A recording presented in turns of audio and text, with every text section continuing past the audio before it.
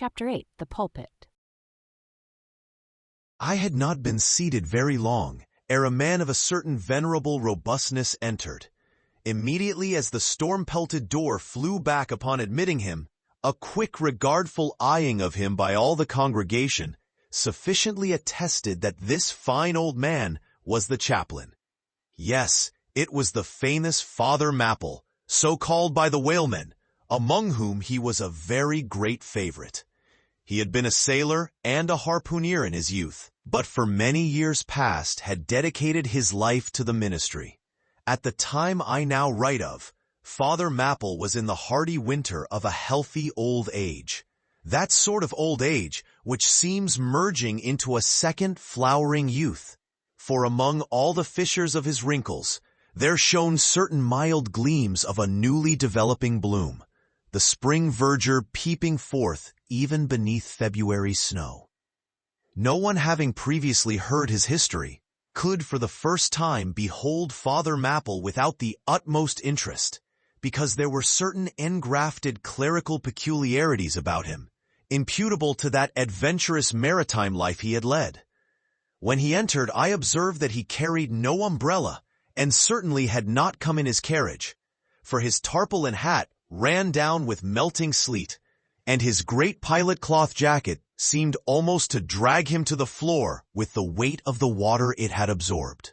However, hat and coat and overshoes were one by one removed and hung up in a little space in an adjacent corner. When, arrayed in a decent suit, he quietly approached the pulpit. Like most old-fashioned pulpits, it was a very lofty one, and since irregular stairs to such a height would, by its long angle with the floor, seriously contract the already small area of the chapel, the architect, it seemed, had acted upon the hint of Father Mapple and finished the pulpit without a stairs, substituting a perpendicular side ladder, like those used in mounting a ship from a boat at sea.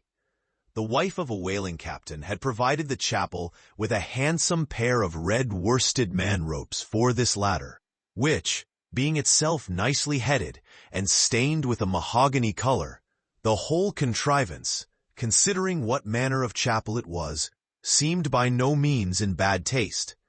Halting for an instant at the foot of the ladder, and with both hands grasping the ornamental knobs of the man-ropes, Father Mapple cast a look upwards, and then with a truly sailor-like but still reverential dexterity, hand over hand, mounted the steps as if ascending the main top of his vessel. The perpendicular parts of this side ladder, as is usually the case with swinging ones, were of cloth-covered rope. Only the rounds were of wood, so that at every step there was a joint. At my first glimpse of the pulpit, it had not escaped me that however convenient for a ship, these joints in the present instance seemed unnecessary.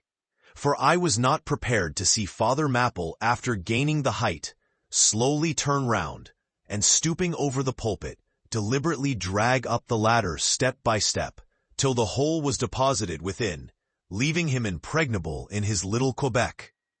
I pondered some time without fully comprehending the reason for this.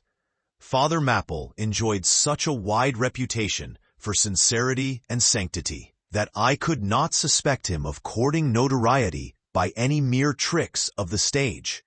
No, thought I, there must be some sober reason for this thing. Furthermore, it must symbolize something unseen. Can it be, then, that by that act of physical isolation, he signifies his spiritual withdrawal for the time from all outward worldly ties and connections? Yes, for replenished with the meat and wine of the word, to the faithful man of God, this pulpit, I see, is a self-containing stronghold, a lofty Aaron Brightstein, with a perennial well of water within the walls. But the side ladder was not the only strange feature of the place, borrowed from the chaplain's former seafarings. Between the marble cenotaphs on either hand of the pulpit, the wall which formed its back was adorned with a large painting, representing a gallant ship beating against a terrible storm off a lee coast of black rocks and snowy breakers. But high above the flying scud and dark rolling clouds, there floated a little isle of sunlight, from which beamed forth an angel's face. And this bright face shed a distinct spot of radiance upon the ship's tossed deck, something like that silver plate now inserted into the Victory's plank where Nelson fell.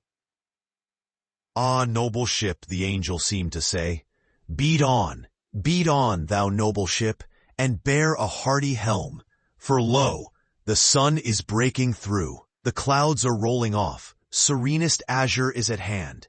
Nor was the pulpit itself without a trace of the same sea taste that had achieved the ladder and the picture. Its paneled front was in the likeness of a ship's bluff bows, and the Holy Bible rested on a projecting piece of scrollwork, fashioned after a ship's fiddle-headed beak. What could be more full of meaning? For the pulpit is ever this earth's foremost part. All the rest comes in its rear. The pulpit leads the world. From thence it is the storm of God's quick wrath is first descried, and the bow must bear the earliest brunt. From thence it is the God of breezes fair or foul is first invoked for favorable winds. Yes, the world's a ship on its passage out, and not a voyage complete, and the pulpit is its prow.